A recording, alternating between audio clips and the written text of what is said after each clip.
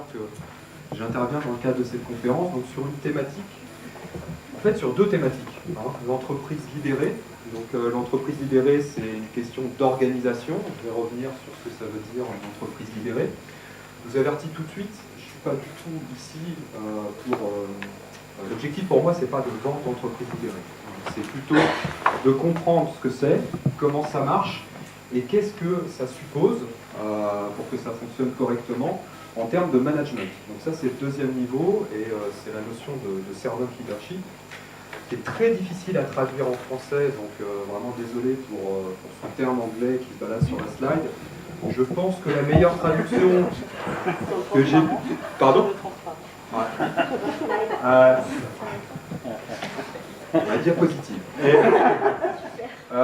Servant leadership, peut-être le meilleur terme, c'est le manager qui est dans une relation de service avec ses collaborateurs. À mon avis, c'est la meilleure traduction. Je reviendrai là-dessus.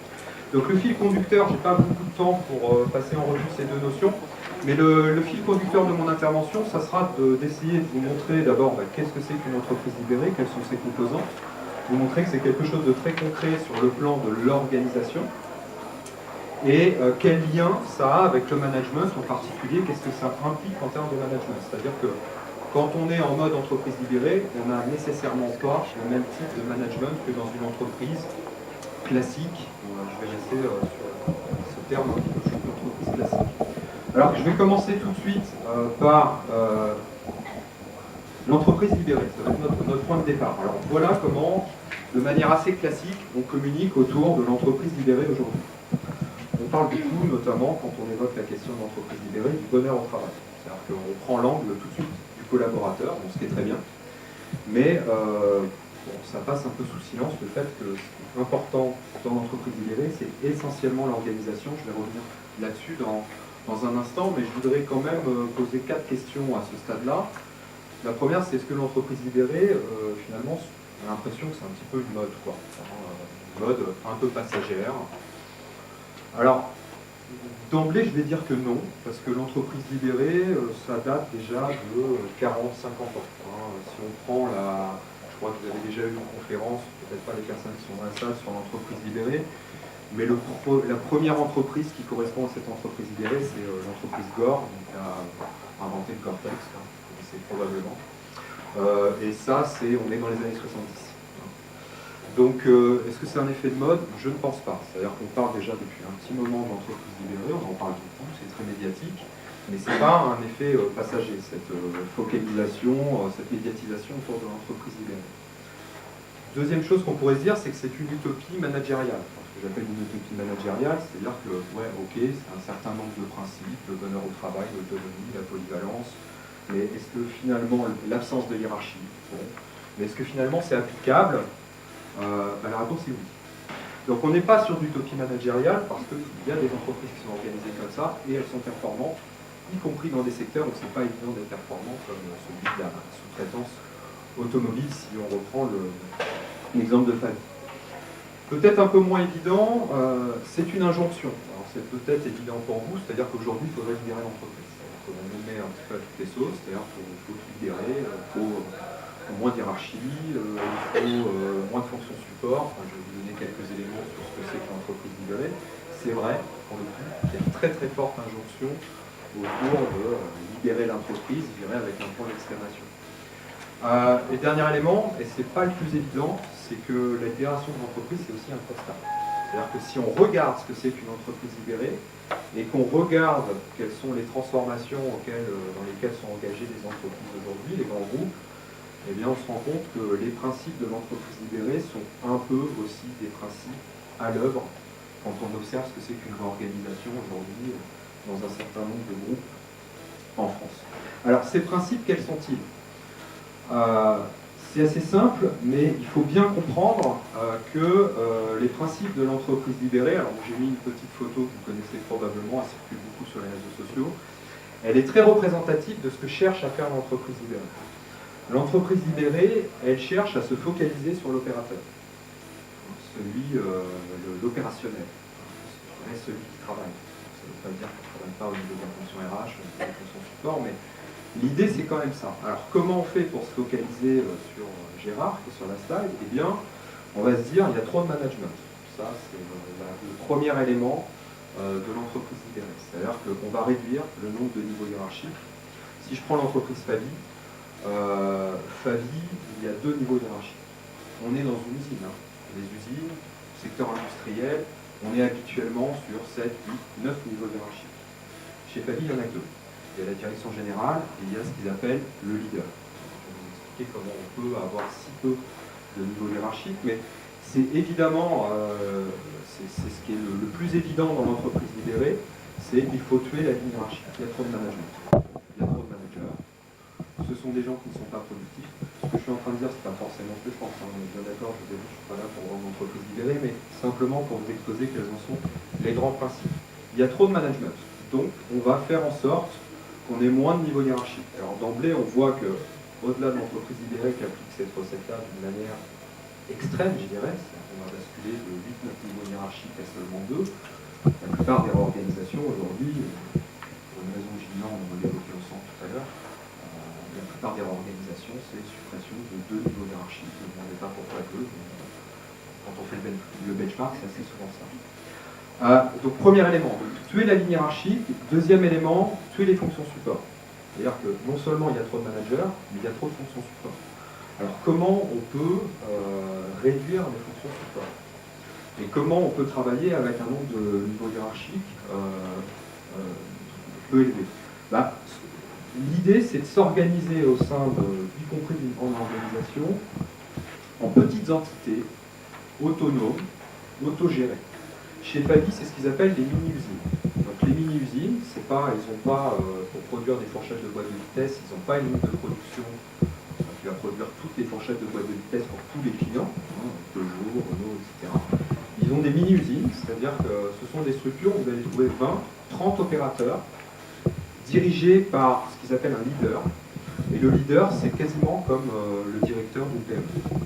Quasiment. On est quasiment sur un ensemble de PME. Donc des petites unités autogérées, autonomes, qui fonctionnent en centre de profit. Et cette notion, cette logique de centre de profit que vous avez en haut à droite de la slide, c'est aussi un des principes de l'entreprise libérée. C'est-à-dire qu'on va s'organiser en petites entités autonomes de taille réduite, 20, 30 opérateurs, pour qu'il y ait un aspect un peu communautaire. On a un directeur qui est un petit peu comme un directeur de PME. C'est-à-dire que pour revenir au sujet de départ, c'est lui qui va faire les recrutements, les licenciements, les besoins en formation, tout le volet RH, ce qu'on appelle le développement RH, c'est le leader, chez Fabi, c'est le gars qui va gérer ça. Donc évidemment, ça réduit les attributions de la fonction RH au niveau des fonctions support. La logistique, idem. Les achats, idem. Le contrôle qualité, également. C'est-à-dire qu'en fait, il va vraiment, et c'est lui aussi qui gère la relation commerciale avec le client. Donc tout ce qui est d'ordre de la fonction est vraiment réduit dans ce type d'organisation. Et c'est un levier, c'est ce qu'on appelle la décentralisation des fonctions support, c'est-à-dire je vais demander au management supérieur, intermédiaire ou proximité d'assurer un certain nombre de tâches RH, qualité, logistique, achat, imaginez différentes fonctions de ce type-là. Et donc je vais décentraliser ce qui relève de fonctions support vers le management. Donc ça, c'est aussi un principe qui est très fort dans l'entreprise libérée et qui permet justement de réduire le poids des fonctions support au sein de l'organisation. Donc logique de centre de profit, décentralisation des fonctions support, et pour que ça fonctionne avec peu de niveau hiérarchique, eh bien, il faut des collaborateurs qui sont autonomes et qui sont responsables. Alors c'est là où il faut bien comprendre aussi que dans l'entreprise libérée, on ne fonctionne pas avec n'importe quel type d'opérateur et qu'il y a un certain nombre d'investissements à faire pour qu'on puisse fonctionner de cette manière-là. En particulier les investissements RH. Favi, c'est 3 à 4 fois le budget formation de ses concurrents. On ne peut pas à la fois avoir des opérateurs qui sont autonomes, qui sont responsables, qui sont engagés dans des processus d'amélioration continue de la qualité, parce que chez Favi et dans toutes les entreprises libérées, vous avez ça. C'est plutôt inspiré de ce qu'on appelle le toyotisme, les cercles de qualité. L'idée, c'est d'avoir des incitations fortes pour que les collaborateurs participent à l'amélioration continue, notamment de leur procédure de travail. On ne peut pas avoir des gens autonomes, polyvalents, des gens qui participent à l'amélioration des procédures de travail sans qu'ils soient formés, est très qualifié, beaucoup plus que dans les entreprises concurrentes. Mais c'est à ce prix-là qu'on peut avoir peu de niveau hiérarchique. Orientation client, donc comment on fait pour créer une vraie orientation client, parce qu'à ce stade-là, on est avant tout sur du slogan. L'orientation client, la plupart du temps, c'est du slogan. Chez Fabi, c'est assez simple. Les mini-usines dont vous parlez, elles sont rattachées à un client. C'est-à-dire que les groupes de 20-30 personnes dirigés par un leader, ces mini-usines-là, elles produisent pour Peugeot. Une autre mini-usine va produire pour Renault. Bref, chaque mini-usine est rattachée à un client. Donc si le client n'en paie plus ou choisit un sous-traitant, la mini-usine disparaît. Donc c'est quelque chose qui, on va dire, très clairement va renforcer l'orientation client des opérateurs au sein de la structure. Évidemment, il y a peu de lignes hiérarchiques, donc on doit faire confiance et on va être essentiellement sur de l'autocontrôle. Et ça, c'est pareil, on voit ça dans différents secteurs aujourd'hui. De l'autocontrôle, c'est-à-dire par exemple, il n'y a pas de pointeuse. De moins en moins de pointeuses dans le secteur industriel, mais on en a encore, il n'y a pas de pointeuses. Et d'autorégulation, c'est-à-dire que ce sont essentiellement les membres d'une équipe qui vont vérifier que les autres membres de l'équipe font correctement leur job. Ce n'est pas un manager qui est au-dessus. Okay. Donc dans les grandes lignes, on pourrait aller un petit peu plus dans le détail, mais c'est ça le mode organisation libérée. Et si on schématise d'une autre manière, on prend un organigramme, bon, un organigramme d'une industrie, d'une usine un peu classique, ça ressemble à ça. Donc vous voyez, vous avez en rouge, j'ai mis un certain nombre de niveaux hiérarchiques, directeur des opérations, directeur de production, superviseur de production, chef d'équipe de production. Chez Fabi, on fait en sorte que tout ça disparaisse, puisqu'on a deux niveaux hiérarchiques, direction générale, leader, et en dessous les opérateurs. Donc et on le fait comment? En essayant de renforcer l'autonomie, la responsabilité des opérateurs. Mais ce qu'on oublie souvent, parce que ça c'est un truc que tout le monde sait sur l'entreprise libérée, mais ce qu'on oublie souvent, c'est qu'on va faire la même chose au niveau des fonctions support en utilisant le levier que j'évoquais avec vous tout à l'heure, c'est-à-dire qu'on va décentraliser les fonctions support vers le management. Confier les fonctions RH, fonctions logistique, fonctions achat, fonctions qualité, directement au leader, au niveau de la personne qui dirige l'entité autonome, donc chez Fabi, les mini-usines. Évidemment, dans ce type de modèle, donc là on va aller tranquillement vers les serveurs leadership, vous l'avez compris, dans ce type de modèle, ce qui est compliqué, c'est que je ne peux pas manager des personnes de la même manière que quand c'est tout niveau hiérarchique. Alors qu'est-ce qu'on dit nous à l'université de ce que c'est que le management? On a un certain nombre de définitions qui sont celles, par exemple la définition de Fayol. Fayol, qu'est-ce qu'il nous dit? Il nous dit manager, c'est organiser, commander, contrôler. Et puis après, il va donner le référentiel. Donc, effectivement, un manager, on attend de lui qu'il organise, planifie les tâches, quand est-ce que les collaborateurs doivent réaliser telle ou telle tâche. Il alloue les ressources, notamment humaines et financières, il synchronise les activités pour que tout le monde puisse coopérer pour atteindre l'objectif qui a été fixé au niveau de l'équipe. Un manager, il commande, donc il donne un certain nombre d'ordres, il fixe aussi des règles et des procédures, et puis il fait preuve d'autorité, c'est-à-dire qu'il sait pourquoi les choses sont faites, et les collaborateurs n'ont pas nécessairement besoin de savoir quel est l'objectif. Et dernièrement, un manager, vision poussiéreuse, mais dernièrement, un manager, ça contrôle. Donc, ça fait respecter la règle, notamment ça veille à ce que les procédures soient bien appliquées. Un manager vérifie les tâches des opérateurs, et puis il récompense et il sanctionne en fonction de ce contrôle-là. Alors, ce qu'il faut bien comprendre, c'est que si on veut libérer l'entreprise, en gros, maintenant que je vous ai donné quelques éléments pour que vous compreniez ce que ça veut dire libérer l'entreprise, il faut moins de niveau hiérarchique. Il faut décentraliser un petit peu plus, laisser les gens fonctionner en entité autonome, avec la responsabilité sur les résultats, avec une orientation client, avec la gestion d'un certain nombre de fonctions support directement au niveau des entités.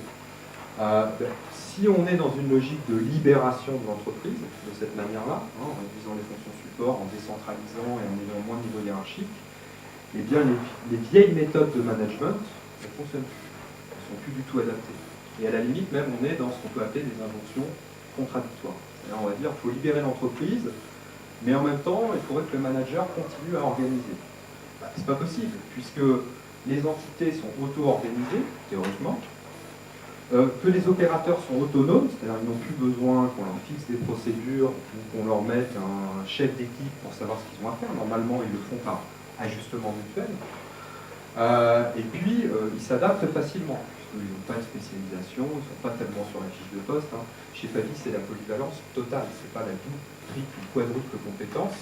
Chaque opérateur est capable de tenir tous les postes au sein de la mini-usine. Donc on est sur un niveau de polyvalence qui est très très élevé. Donc là, on est dans une injonction contradictoire. On ne peut pas à la fois dire vous vous auto-organisez, vous êtes autonome, vous adaptez en fonction des aléas, et en même temps avoir un type de management qui est dans l'organisation, d'en fixer qui doit faire quoi, à quel moment, avec qui. C'est exactement ce que dit, c'est ce que vous avez dans la petite citation en bas à gauche, c'est une citation de Zobrist, hein. Vous savez, c'est le dirigeant de Fabi, et c'est lui qui a créé ce modèle d'entreprise libérée chez Fabi. Il a une manière de dire les choses, il dit on n'a pas tous ces plannings, on n'a pas de services du personnel, on n'a pas tous ces services parasitaires. Donc là il parle des fonctions supérieures. On n'a pas tous ces services parasitaires parce que les gens s'auto-organisent. Les gens savent très bien par ajustement mutuel, par échange informel, ce qu'ils ont à faire au sein de l'entité. Donc on n'a pas besoin justement de faire de la gestion du temps des activités, on n'a pas besoin d'une hiérarchie qui va allouer les ressources, dire qu'est-ce qui doit être fait par qui, à quel moment. Donc la fonction d'organisateur du manager, finalement, elle est un peu pas forcément cohérente avec les principes de l'entreprise libérée. Commander. Bon, ben, commander, c'est pareil. Est-ce qu'on attend d'un manager qui commande dans une organisation où, premièrement, l'étendue de contrôle est élargie? Ça veut dire quoi, l'étendue de contrôle est élargie? Ça veut dire que c'est mécanique, c'est-à-dire que si vous supprimez les niveaux de management au sein d'une structure, eh bien vous allez augmenter le nombre moyen de collaborateurs gérés par un manager. C'est ça.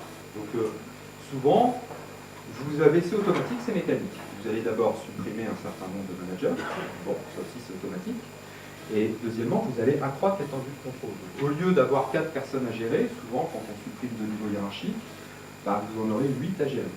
Dans une structure à 6 ou 7 niveaux, c'est à peu près ça le rapport. Vous supprimez juste 2 niveaux, vous multipliez par 2 l'étendue de contrôle. On ne peut pas manager des gens de la même manière quand vous avez 4 personnes, quand vous en avez 8, ou chez Fabi, vous en avez 20 ou 30. À 20 ou 30, c'est terminé, donner des consignes précises et vérifier que les choses ont été faites. C'est pas possible. Il faut faire confiance. Donc l'étendue de contrôle, ça rend très très compliqué le commandement classique.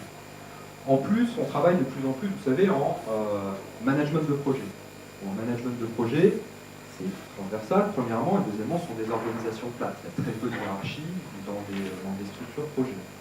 Donc, qu'est-ce que vous voulez commander dans ce type d'organisation éphémère, ce sont des organisations projet.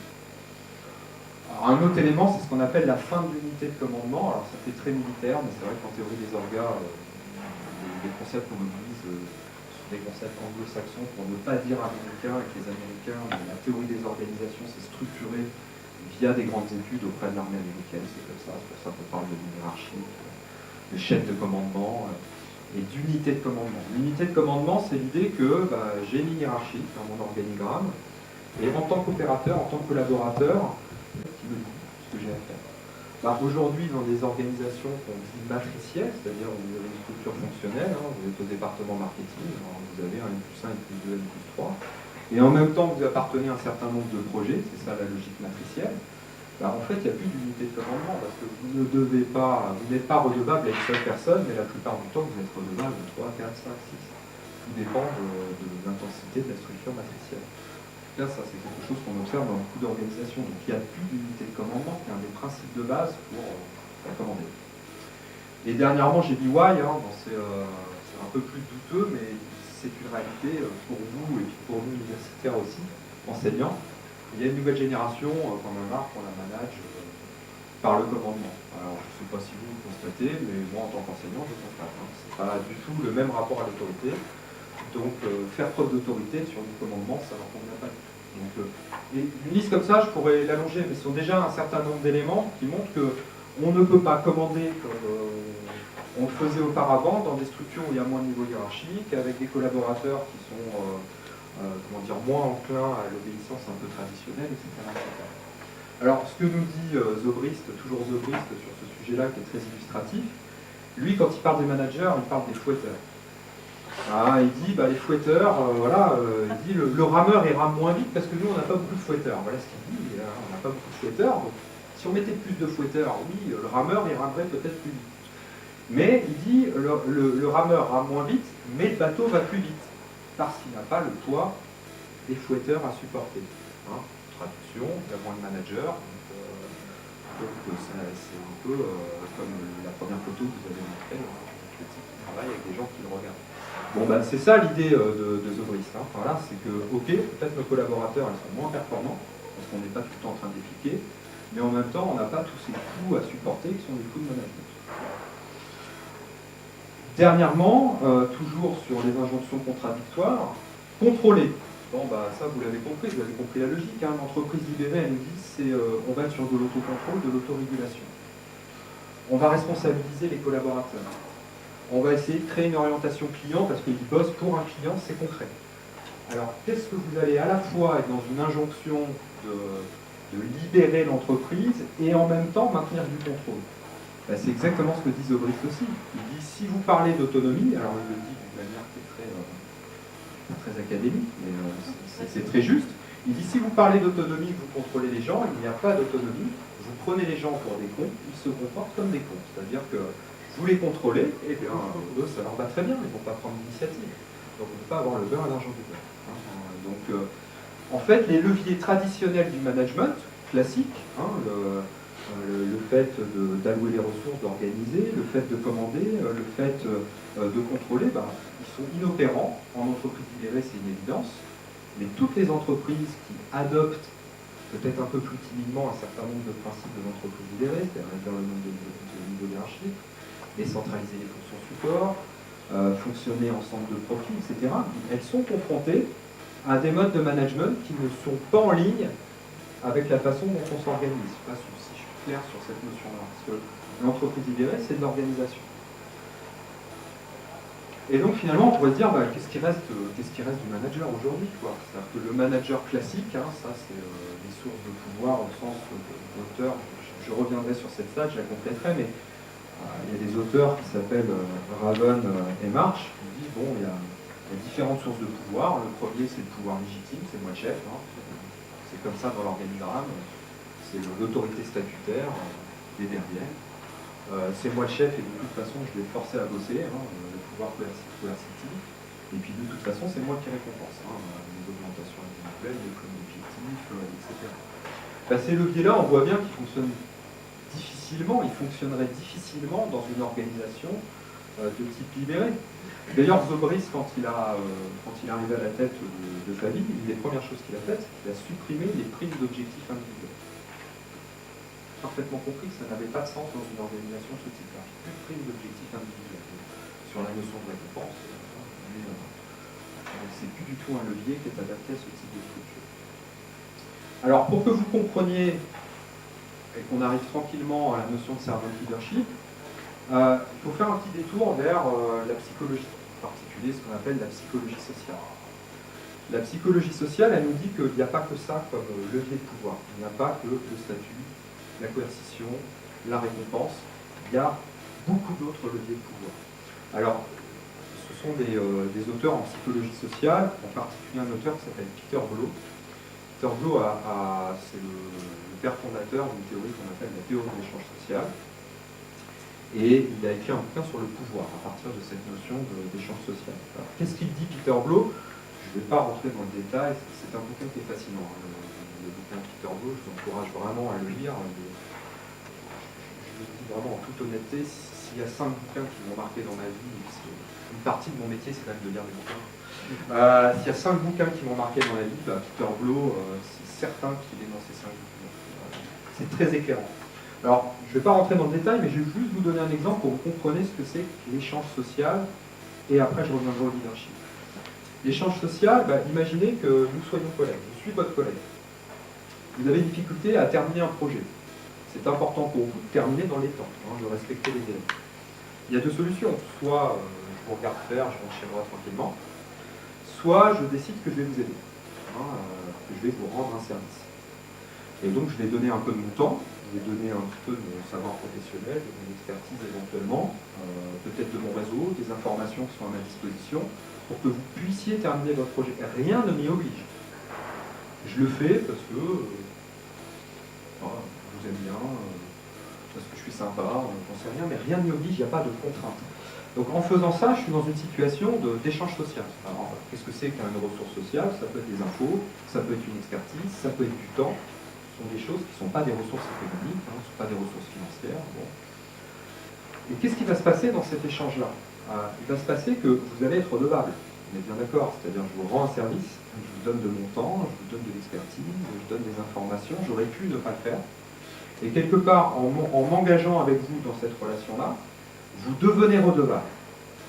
C'est une notion qui est très simple, mais en psychologie, c'est ce qu'on appelle la norme de réciprocité. C'est-à-dire qu'il existe une pression sociale importante dans nos relations avec les autres, qui fait que quand quelqu'un donne un service gratuitement, on se sent redevable et on aura tendance à assurer la réciprocité. C'est-à-dire que dans un mois, dans 2 mois, dans un an, je ne sais pas quand, vous aurez, j'aurai besoin de vous, si c'est moi qui vous ai donné aidé. Vous aurez besoin de moi, et à ce moment-là, même si quand je vous ai aidé, je n'attendais pas un retour, c'était tout à fait spontané. Eh bien, quand j'aurai besoin de vous, soit vous allez effectivement assurer la réciprocité, et là vous serez dans la norme, soit vous ne le ferez pas, et quelque part vous direz, il vous allez vous faire quand même. J'ai donné mon temps il y a 3 mois pour terminer un projet, là c'est moi qui suis en difficulté, et il n'y a pas de retour sur ce que j'ai donné. La norme de réciprocité, c'est ça. Et donc on va s'engager dans des relations, alors Peter Blow, c'est un extrémiste, il dit que la norme de réciprocité, service contre service, cette norme de réciprocité c'est en entreprise, avec les amis, en couple. C'est-à-dire que c'est... Et on est dans une théorie qui est utilitariste. On n'est pas dans le monde des bisounours, bien au contraire. C'est-à-dire qu'on est dans l'utilitarisme, c'est-à-dire qu'il va falloir assurer la réciprocité, et c'est donnant-donnant quelque part. Même si au départ, je n'attendais pas forcément un retour de votre part. Mais si je n'ai pas ce retour à un moment où j'en ai besoin, là, vous êtes anomique, c'est-à-dire que vous êtes en rupture avec la norme de réciprocité et je ne vous aiderai plus jamais. C'est-à-dire que la relation d'échange va s'arrêter. Okay, donc ça c'est simple à comprendre. Maintenant imaginez ce qui se passe avec un manager, c'est-à-dire je suis plus votre collègue, je suis plus votre collègue, je suis votre manager. Un manager, il peut très bien se dire, voilà, j'ai des informations qui sont intéressantes pour mon collaborateur, par exemple mon parcours de carrière, des informations sur des postes qui sont vacants, des informations sur les bonnes stratégies à avoir pour pouvoir grimper dans l'organisation, etc. Bref, j'ai un certain nombre d'informations et je vais choisir de les donner à mes collaborateurs. Bon, je suis dans une relation d'échange social.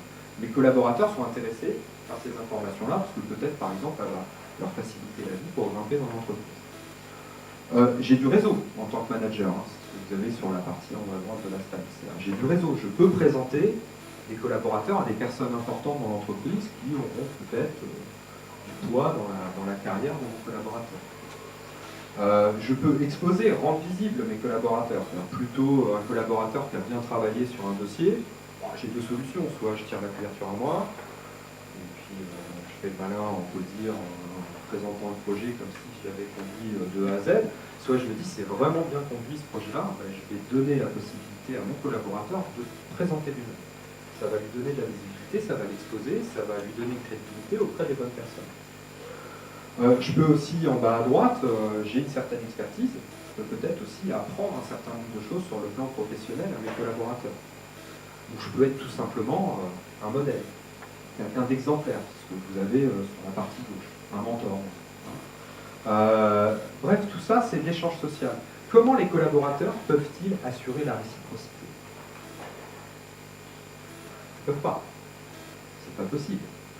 Vous avez des infos qui sont importantes pour vos collaborateurs parce que justement, vous êtes N+1 ou N+2. C'est votre position qui vous permet d'avoir ces infos. Vous avez du réseau parce que vous êtes N+1 ou N+2. impossible que votre collaborateur vous présente à des gens, très rares, c'est une exception, votre collaborateur vous présente à des gens qui vont avoir un impact sur votre carrière future. C'est pas possible. J'ai certaines expertises que mes collaborateurs, normalement, n'ont pas. Donc comment ils pourraient assurer la réciprocité? Que le collaborateur soit un modèle, ça ne fonctionne pas. C'est-à-dire que je suis dans une relation d'échange social qui est déséquilibrée. C'est-à-dire que le manager a des ressources sociales dont ne dispose pas le collaborateur. Et pourtant, le manager va choisir de donner, d'utiliser ses ressources sociales auprès de ses collaborateurs. Que fera le collaborateur en échange?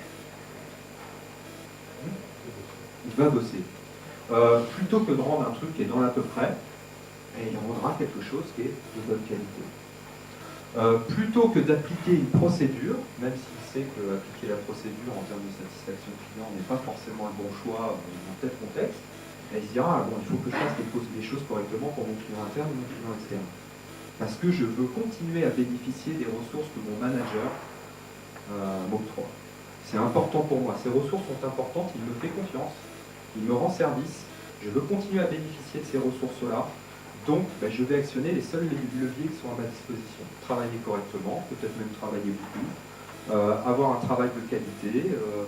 Si le téléphone sonne à 17h15, alors j'étais censé partir à 17h, je décrocherai quand même pour savoir quel est le problème et j'essaierai de résoudre le problème. Et au-delà de ce qui est attendu strictement, formellement de ma part. Pour continuer à bénéficier de cette relation que j'ai avec mon manager.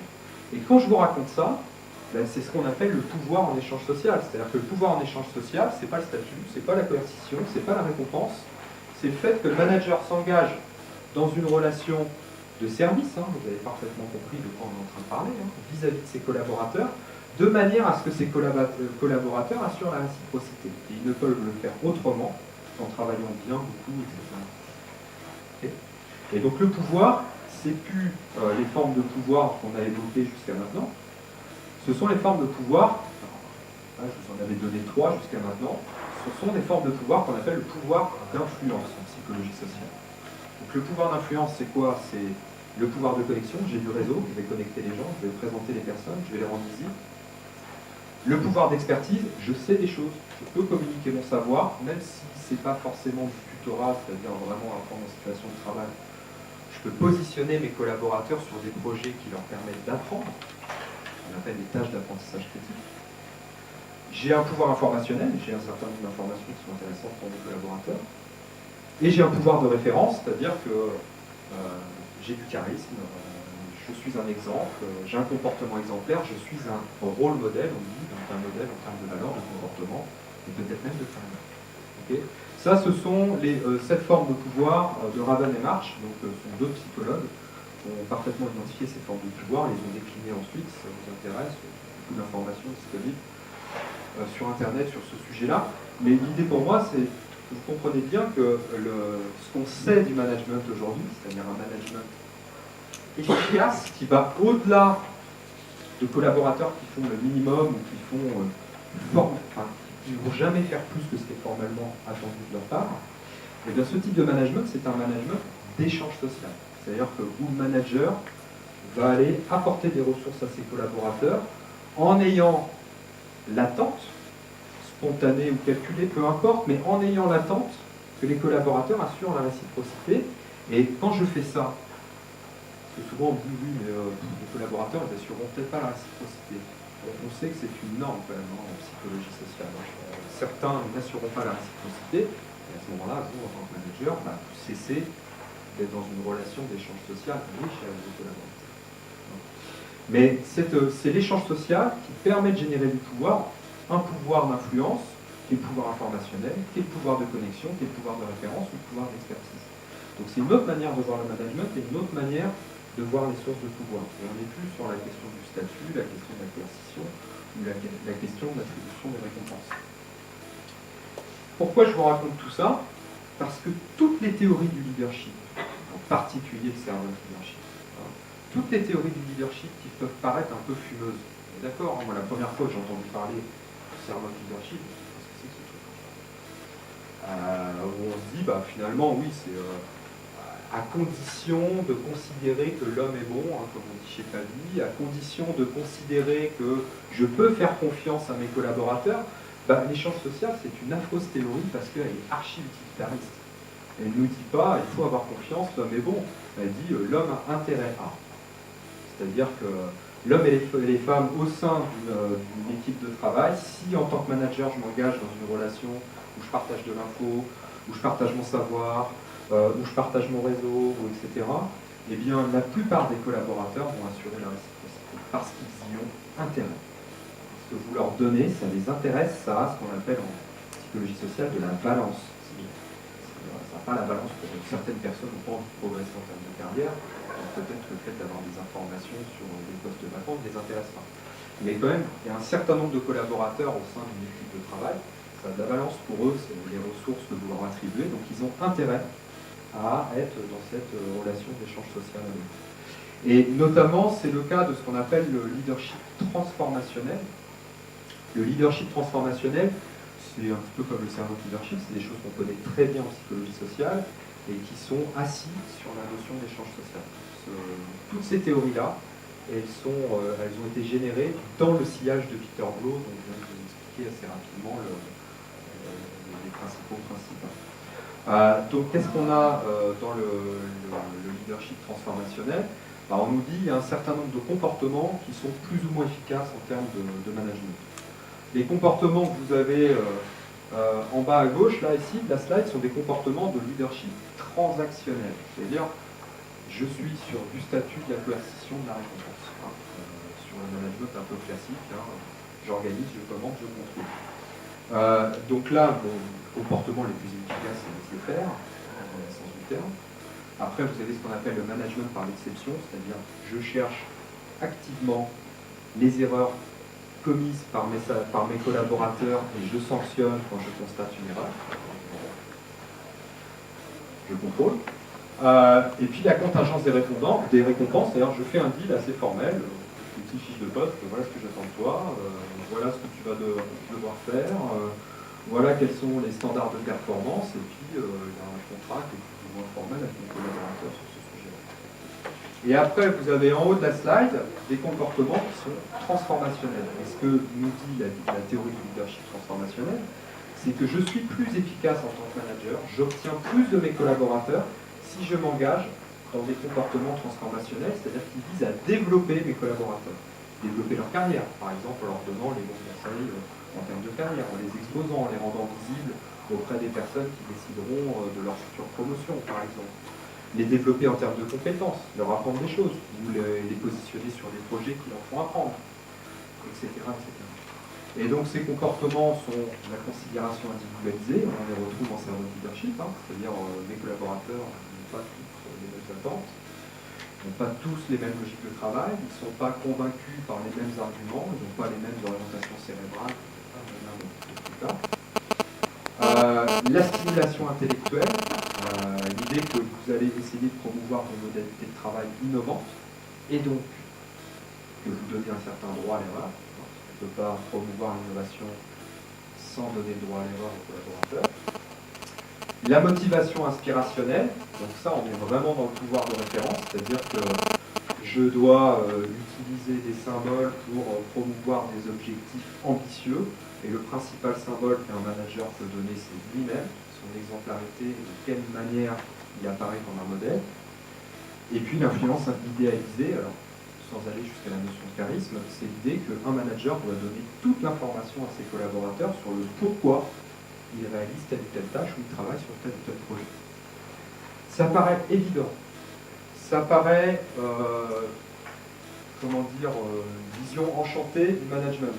Mais ce qu'on sait en statistique comportementale, parce qu'on sait mesurer tout ça, avec des questionnaires, ces études-là ont été dupliquées des dizaines et des centaines de fois, on sait que ces comportements sont statistiquement associés à plus de performance, je vais dire des choses comme ça, des collaborateurs. Par exemple, plus de citoyenneté organisationnelle. Ce qu'on appelle la citoyenneté organisationnelle, c'est je ne suis pas obligé d'aider cette personne-là, mais je vais le faire quand même.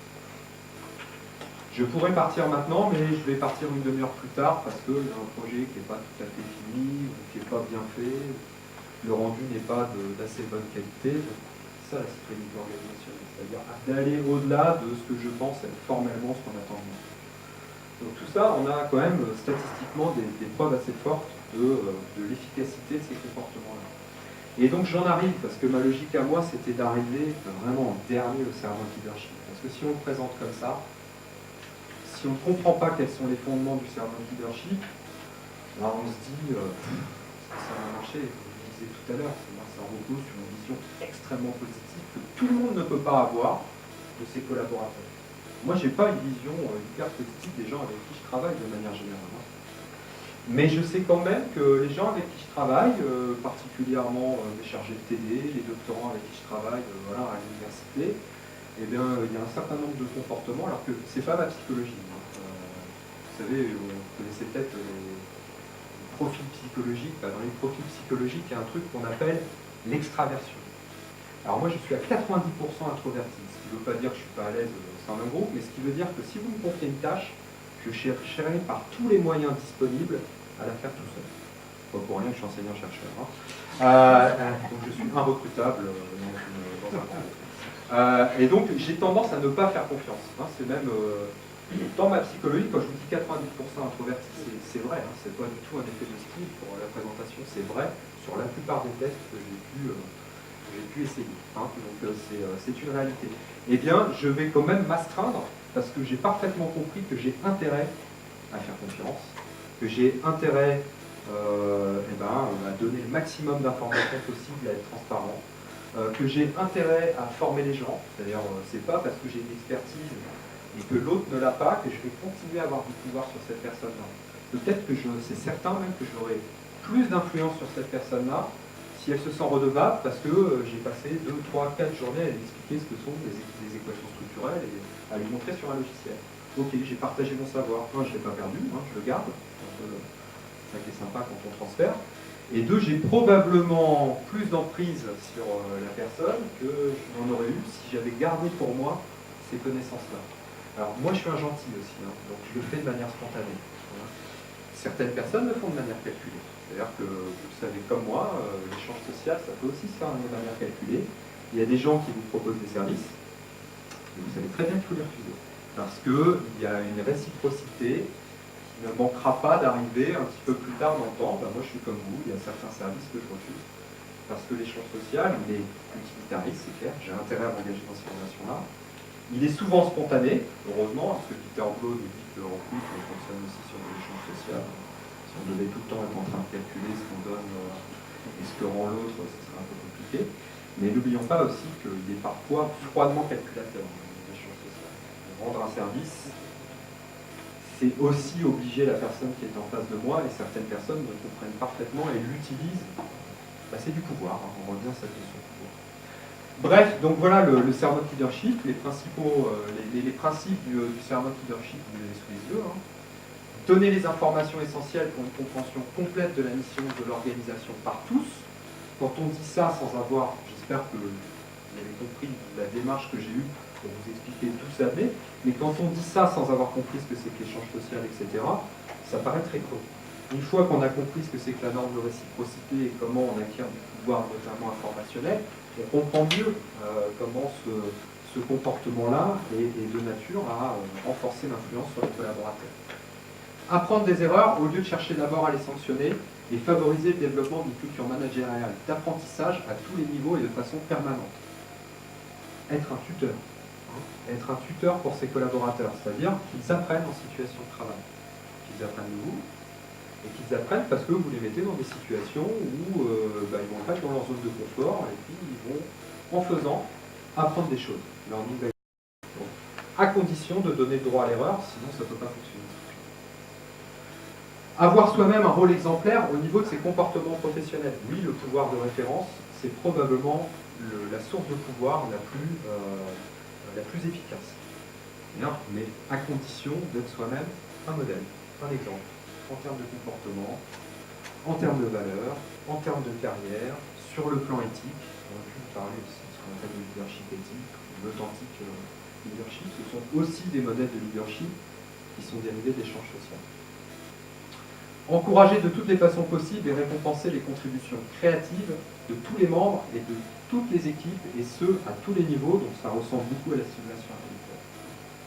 D'ailleurs, comment je fais pour que les gens voilà, ne soient pas à l'aise avec des manières de fonctionner qui ne sont peut-être pas les bonnes, et donc qui soient dans l'amélioration continue, parce que c'est aussi une des composantes fortes dans l'entreprise libérée. Les dernières phrases, après j'arrête. Ouais, c'est bavard universitaire. Attacher une importance essentielle à la construction et au maintien d'un vrai climat de confiance, hein, c'est un petit clin d'œil, un certain nombre d'entre vous, tant avec les acteurs internes qu'avec les partenaires externes de l'organisation. La confiance. Voilà. La confiance, je prends un risque qui est très mesuré quand je fais confiance, si je suis dans l'échange social. Puisque il y a une norme qui s'appelle la norme de réciprocité qui fait que normalement ce que j'ai donné, je vais le récupérer. Donc la confiance, c'est un risque qui est assez faible, finalement, qui est assez contrôlé. Par un dialogue et une communication sincère et permanente, par l'encouragement à une véritable coopération entre les acteurs, par une transparence de l'information sur l'organisation, la rétention d'informations, ça ne marche pas. C'est comme la rétention de savoir. Vous donner d'informations, ça aura plus d'efficacité en termes d'influence que si vous la conservez, en pensant que c'est une source de pouvoir que de maîtriser l'information. Par une délégation des responsabilités, condition de faire confiance, et par l'encouragement à l'autonomie des collaborateurs. Donc en guise de conclusion, je vous laisse sur les principes de Greenleaf. Le servant leadership, c'est comme l'entreprise libérée. C'est pas une mode, c'est pas récent, ça date des années 70, Greenleaf, si ma mémoire est bonne, et le principe du servant leadership, c'est 1970. D'ailleurs, c'est assez contemporain de l'entreprise libérée. Donc voilà, l'idée pour moi à travers cette présentation, qui est évidemment succincte sur deux sujets sur lesquels on pourrait discuter longtemps, c'est de bien comprendre que l'entreprise libérée, ce sont un certain nombre de principes qui sont à l'œuvre dans la plupart des grands groupes aujourd'hui, moins de niveau hiérarchique, plus de délégation, etc., centre de profit. Ces principes-là ne sont pas compatibles avec un mode de leadership classique, l'organisation, le commandement et le contrôle, et que donc il faut utiliser d'autres leviers. Et bien heureusement, il y a des leviers qui sont bien plus efficaces que le pouvoir statutaire, de coercition et de récompense. Et ces leviers-là sont des leviers d'échange social. Et le servant leadership est un parfait exemple d'un modèle de leadership qui est décliné justement de cette notion de psychologie sociale, qui est celle de l'échange social, de la norme de réciprocité, et cette forme de pouvoir, etc. Merci.